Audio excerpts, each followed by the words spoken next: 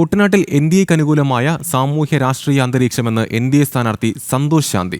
കുട്ടനാടും വികസന മുരടിപ്പിന് ഇരയാണ്. കുടിവെള്ളക്ഷാമവും കർഷകരോടുള്ള അവഗണനയും അറുതിയില്ലാതെ തുടരുകയാണെന്നും സന്തോഷ് ശാന്തി ചൂണ്ടിക്കാട്ടി. ആലപ്പുഴയിൽ നിന്നും സുധീഷ് ഗോപാൽ തയ്യാറാക്കിയ റിപ്പോർട്ടിലേക്ക്. ശക്തമായ ത്രികോണ മത്സരം നടക്കുന്ന ആലപ്പുഴ ജില്ലയിലെ കുട്ടനാട് നിയോജകമണ്ഡലത്തിലെ എൻ.ഡി.എ സ്ഥാനാർത്ഥി സന്തോഷ് ശാന്തിയാണ് എന്നോടൊപ്പം ഉള്ളത്. അദ്ദേഹത്തിൻ്റെ പ്രചാരണം വളരെ ഊർജിതമായി പുരോഗമിക്കുകയാണ്. ഇവിടുത്തെ നേരത്തെ സുഭാഷ് വാസുവൊക്കെ മത്സരിച്ചപ്പോൾ വലിയ മുന്നേറ്റം എൻ.ഡി.എ ഉണ്ടാക്കിയ ഒരു മണ്ഡലം കൂടിയാണ് കുട്ടനാട്. ഇത്തവണത്തെ ഇവിടുത്തെ പ്രശ്നങ്ങളും അതോടൊപ്പം തന്നെ ഇവിടുത്തെ എന്തൊക്കെയാണ് ചർച്ചയാവുന്നത് അടക്കമുള്ള കാര്യങ്ങളും പ്രചരണ വിശേഷങ്ങളും ഒന്ന് തിരക്കാം. എന്തൊക്കെയാണ് ഇത്തവണത്തെ കുട്ടനാട്ടിൽ ഒരു തെരഞ്ഞെടുപ്പിൽ ചർച്ചയാവുന്ന പ്രധാന വിഷയങ്ങൾ? കുട്ടനാട്ടിലെ കുടിവെള്ള പ്രശ്നം വലിയ പ്രശ്നം തന്നെയാണ്. ഇതുവരെ കുട്ടനാട്ടിലെ കുടിവെള്ള പ്രശ്നം പരിഹരിക്കുവാൻ ഇതുവരെ കഴിഞ്ഞിട്ടില്ല. ഒപ്പം അതേപോലെ തന്നെ നെൽകർഷകർ അനുഭവിക്കുന്ന ദുരിതങ്ങൾ, ഇപ്പോഴും നെല്ല് സംഭരിക്കുവാൻ കഴിയാത്ത ബുദ്ധിമുട്ടിലേക്ക് നിൽക്കുകയാണ്. 30% പാടശേഖരങ്ങളിലെ കൊയ്ത്താണ് ഇപ്പം കഴിഞ്ഞിട്ടുള്ളത്. പക്ഷേ അതിനകത്തും 10% താഴെ മാത്രമാണ് നെല്ല് സംഭരിക്കുവാൻ കഴിഞ്ഞിട്ടുള്ളത്. ബാക്കി 20% കിടക്കുന്നു, 70% കൊയ്യുവാൻ കിടക്കുന്നു.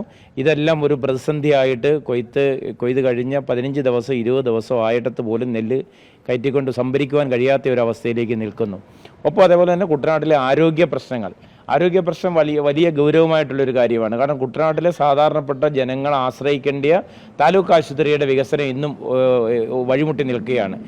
ഓരോ പദ്ധതികൾ വരുമ്പോഴും ഓരോ വർഷത്തെയും ബഡ്ജറ്റ് അവതരിപ്പിക്കുന്ന സമയത്ത് കോടിക്കണക്കിന് രൂപ കുട്ടനാടിൻ്റെ താലൂക്ക് ആശുപത്രിയുടെ വികസനത്തിന് വേണ്ടി നൽകി എന്ന് ബഡ്ജറ്റിൽ അവതരിപ്പിക്കുമെങ്കിൽ പോലും കുട്ടനാട്ടിലെ ജനങ്ങൾക്ക് അത് ഉപയോഗിക്കാൻ കഴിഞ്ഞിട്ടില്ല. ഇപ്പോഴും ഒരു മഴ പെയ്താൽ മുട്ടറ്റം വെള്ളമാണ് അവിടെ നിൽക്കുന്നത്. അപ്പോൾ അതൊരു പ്രശ്നം. വിദ്യാഭ്യാസ മേഖല, കുട്ടനാട്ടിൽ ഒരു എഞ്ചിനീയറിംഗ് കോളേജുണ്ട്, വലിയ ഒരു കോളേജാണ്. അതിൻ്റെ പല ബാച്ചുകളും ഇന്ന് ഇവിടുന്ന് കുസാറ്റ് എറണാകുളത്തേക്ക് മാറിപ്പോകുന്ന സാഹചര്യമാണ് ഉണ്ടായിട്ടുള്ളത്. അപ്പോൾ അത്തരത്തിൽ വിദ്യാഭ്യാസ മേഖലയിൽ ഉണ്ടായിട്ടുള്ള ബുദ്ധിമുട്ടുകൾ, അപ്പോൾ സമസ്ത മേഖലകളിലും ഒരു പരാജയം. ഇപ്പോൾ AC റോഡിൻ്റെ വികസനം എന്നും പറഞ്ഞ് നമ്മളൊരു 750 കോടി രൂപയോളം നടത്തി AC റോഡിൻ്റെ വികസനം നടത്തി. ആ AC റോഡിൻ്റെ വികസനം എത്രമാത്രം പ്രായോഗികമായി നടപ്പാക്കുവാൻ കഴിഞ്ഞു എന്നുള്ളത് ഇവിടുത്തെ പൊതുജനം വിലയിരുത്തിക്കൊണ്ടിരിക്കുകയാണ്. കാരണം ഒരു അപകടക്കെണിയായിട്ട് ഇത് മാറിയിരിക്കുകയാണ്. നിലവിലുണ്ടായിരുന്ന വീതി കുറഞ്ഞു, നടപ്പാതെ വെച്ചിരിക്കുന്ന സ്ഥലത്ത് പൈപ്പ് ലൈൻ ഇടുന്ന സാഹചര്യം ഉണ്ടാകുന്നു. പല സ്ഥലങ്ങളിലുള്ള ബുദ്ധിമുട്ടുകൾ അവരനുഭവിക്കുന്നു. ചെറുകിട കച്ചവടക്കാർ, വ്യാപാര വ്യവസായങ്ങൾ ചെയ്തുകൊണ്ടിരുന്ന കരിക്ക് കച്ചവടക്കാരാകട്ടെ, മുട്ട കച്ചവടക്കാരാകട്ടെ, താറാവ് കച്ചവടക്കാരാകട്ടെ, ഇങ്ങനെ പല തരത്തിൽ ബിസിനസ് ചെയ്തിരുന്ന ആൾക്കാരുടെ എല്ലാം അന്നം മുട്ടുന്ന ഒരു വികസനമാണ് ഈ AC റോഡിലൂടെ അത്തരം ഒരു വികസനം ഉണ്ടായത്. ഒപ്പം അതേപോലെ തന്നെ ഈ നമ്മുടെ ബൈ റോഡുകളെല്ലാം AC റോഡിൻ്റെ നവീകരണം വന്ന് വെള്ളപ്പൊക്ക സമയത്ത് 2018 വെള്ളപ്പൊക്ക സമയത്തൂടെയാണ് അതിനെ ബേസ് ചെയ്തുകൊണ്ടാണ് ഈ AC റോഡിൻ്റെ ഉയർച്ച ഉണ്ടാക്കിയതും റോഡ് ഉയർത്തിയതും എന്നൊക്കെ പറയുമ്പോഴും AC റോഡിലേക്ക് കണക്ട് ചെയ്യുന്ന ബൈ റോഡുകളെല്ലാം ഇന്ന് ഒരു മഴ പെയ്താൽ മുട്ടറ്റം വെള്ളത്തിൽ നിൽക്കുന്ന ഒരു സാഹചര്യമാണ്. ഇതൊക്കെയാണ് നമ്മൾ മുന്നോട്ട് വെക്കുന്ന കുട്ടനാട്ടിലെ ജനങ്ങളുടെ പ്രശ്നങ്ങൾ. അറിയാവുന്ന ഒരാളെന്ന നിലയിൽ, കുട്ടനാട്ടിലുമായി ബന്ധപ്പെട്ടുകൊണ്ട് നിൽക്കുന്ന ഒരാളെന്ന നിലയിൽ, കുട്ടനാട്ടിലെ ജനങ്ങളുടെ മനസ്സിൻ്റെ സ്പന്ദനം അറിയാവുന്ന ഒരാളെന്ന നിലയിൽ ഇത്തരം വിഷയങ്ങളാണ് നമ്മൾ തെരഞ്ഞെടുപ്പിനെ മുഖ്യമായി മുന്നോട്ട് വയ്ക്കുന്നത്. ഇതോടൊപ്പം തന്നെയാണ് രാഷ്ട്രീയപരമായും അത് LDFനെ സംബന്ധിച്ചിടത്തോളം വലിയ ഭിന്നത നിൽക്കുന്നു. നിലവിലുണ്ടായിരുന്ന പഞ്ചായത്തുകളൊക്കെ തദ്ദേശ തെരഞ്ഞെടുപ്പിൽ നഷ്ടപ്പെടുന്നു. അതുപോലെ തന്നെ UDFൻ്റെ ഭാഗത്തുനിന്നും അത്തരം നിരവധി പ്രശ്നങ്ങൾ, അവർക്കുള്ളിലും വലിയ ഭിന്നത, റിബൽ സ്ഥാനാർത്ഥി അടക്കം രംഗത്ത് വന്നു. ഇത്തരം രാഷ്ട്രീയ സാഹചര്യങ്ങൾ ഏറെയാണ്. അപ്പോൾ അതുമെല്ലാം NDAക്ക് അനുകൂലമായ ഒരു ഘടകമല്ലേ? ശുഭാപ്തി വിശ്വാസത്തിൽ തന്നെയാണ് നിൽക്കുന്നത്. NDA മുന്നണി ഇന്ന് വളരെ ശക്തമായിട്ട് നിൽക്കുകയാണ്.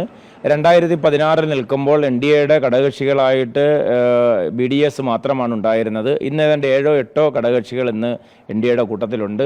നരേന്ദ്രമോദിജി പ്രധാനമന്ത്രി നടത്തിയേക്കുന്ന അല്ലെങ്കിൽ NDA ഗവൺമെൻറ് നടത്തിയിട്ടുള്ള 10 വർഷത്തെ കാലത്തെ വികസന പ്രവർത്തനങ്ങൾ സമസ്ത മേഖലകളിലും ജനങ്ങളെ ചേർത്ത് നിർത്തുവാൻ കഴിഞ്ഞു. സാമ്പത്തികമായി തന്നെ 4ാം സ്ഥാനത്തിലേക്ക് എത്തുവാൻ കഴിഞ്ഞു. അത്തരം കാര്യങ്ങൾ, ജനൌഷധി പദ്ധതികൾ അടക്കമുള്ള നിരവധിയായ കാര്യങ്ങൾ, അത് ഗവൺമെൻറ് തലത്തിലേക്കുള്ള പ്രവർത്തനങ്ങളിൽ നമുക്ക് ഊർജ്ജം പകർന്ന തരത്തിലേക്ക് മാറ്റുവാൻ കഴിഞ്ഞിട്ടുണ്ട്. ഒപ്പം അതേപോലെ തന്നെ ഇവിടെ സൂചിപ്പിച്ചതുപോലെ തന്നെ പേയ്മെൻറ്റ് സീറ്റാണെന്നാണ് പറഞ്ഞത്. കുട്ടനാട്ടിൽ പേയ്മെൻറ്റ് സീറ്റാണ്. വർഷങ്ങളായിട്ട് തന്നെ ഓരോ സമ്പന്നന്മാരും ചാക്കണക്കിന് നോട്ടും കൊണ്ട് ഇവിടെ വന്ന് ഇവിടുത്തെ ജനാധിപത്യത്തെ പണാധിപത്യമായിട്ട് വിലയ്ക്ക് വാങ്ങുവാൻ ശ്രമിക്കുന്ന ഒരു സാഹചര്യം കിട്ടുന്നുണ്ട്. അത് കുട്ടനാട്ടിലെ ജനങ്ങൾക്ക് വളരെ ശക്തമായ പ്രതിഷേധമുണ്ട്.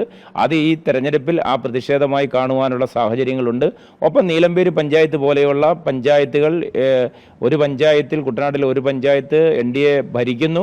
ഒപ്പം അതേപോലെ തന്നെ മിക്ക പഞ്ചായത്തുകളിൽ 2ഉം 3ഉം വാർഡ് മെമ്പർമാരായിട്ട് നിൽക്കുന്നു. വോട്ടിംഗ് ശതമാനം കൂട്ടുവാൻ കഴിഞ്ഞിട്ടുണ്ട്. അപ്പോൾ ഈ കാര്യങ്ങളെല്ലാം എടുത്തു നോക്കുന്നു. LDFിനകത്താണെങ്കിലും പലതരത്തിലുള്ള ഭിന്നതകൾ LDFിനകത്തും ഉണ്ടായിട്ടുണ്ട്. കുട്ടനാട് MLAയുടെ പ്രവർത്തനത്തെക്കുറിച്ചുള്ള വിലയിരുത്തൽ ജനങ്ങളുടെ ഇതിലുണ്ട്. അപ്പോൾ ഈ കാര്യങ്ങളെല്ലാം വരുമ്പോൾ വളരെ ശുഭാപ്തി വിശ്വാസത്തിലാണ് നിൽക്കുന്നത്. ഈ കാരണങ്ങൾ കൊണ്ട് തന്നെ NDA ഇവിടെ ഒന്നാമതായി വലിയ ഭൂരിപക്ഷത്തിൽ ജയിച്ചു കയറാൻ കഴിയും എന്ന് തന്നെയാണ് പ്രതീക്ഷിക്കുന്നത്.